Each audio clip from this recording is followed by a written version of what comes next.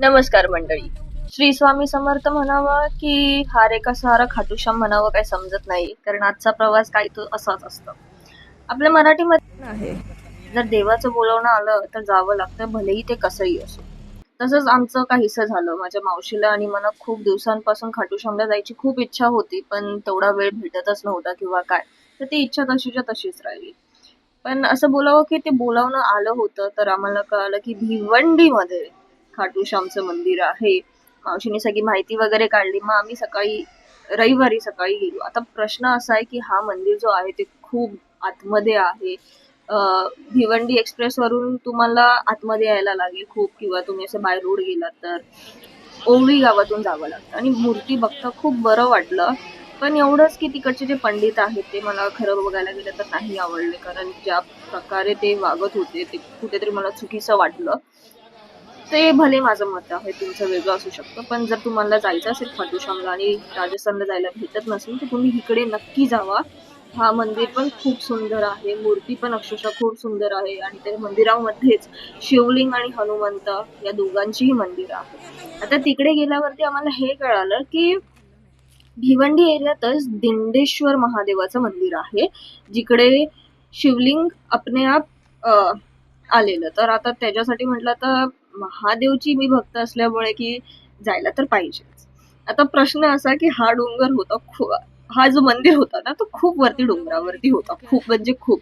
तेव्हा मी, माझी मावशी, मम्मी आम्ही सगळेजण गेलो तिथे. आम्ही चालत होतो आणि सगळ्यात महत्वाचा प्रश्न, आम्ही सगळ्यांनी पण साड्या घातलेल्या आणि हा डोंगर चढताना जी हालत खराब झालेली.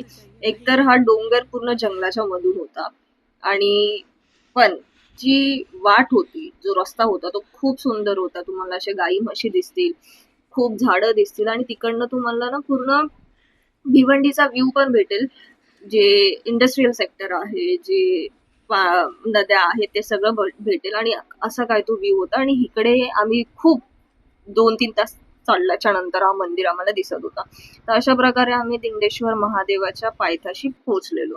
आता ते पायथ्याशी पोहोचल्यानंतर असं झालं की बाबा कधी वरती जातो, आणि वरती पोहोचल्यावरती जेव्हा तो शिवलिंग बघितला तेव्हा मन भरून आलं, कारण ते बोलतात ना, एवढी मेहनत, एवढं चढणं चं फळ भेटलं, तेच काय ते झालं. आणि मग शिवलिंगला पाणी अर्पण करून वगैरे तिकडे बाकीची जी मंदिरं आहेत, त्या मंदिरात जे बाकीचे देवस्थान आहे ते आम्ही बघितले.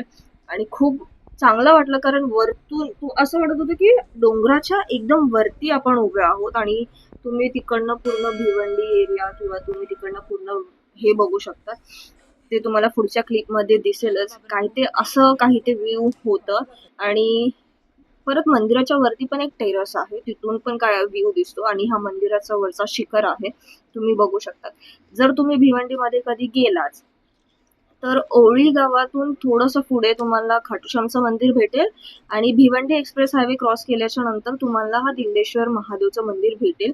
आणि तुम्ही इथे कधीही जाऊ शकता, जास्त गर्दी नसते, फक्त चढण्याची ताकद ठेवा, कारण खूप खूप उंच आहे चढण.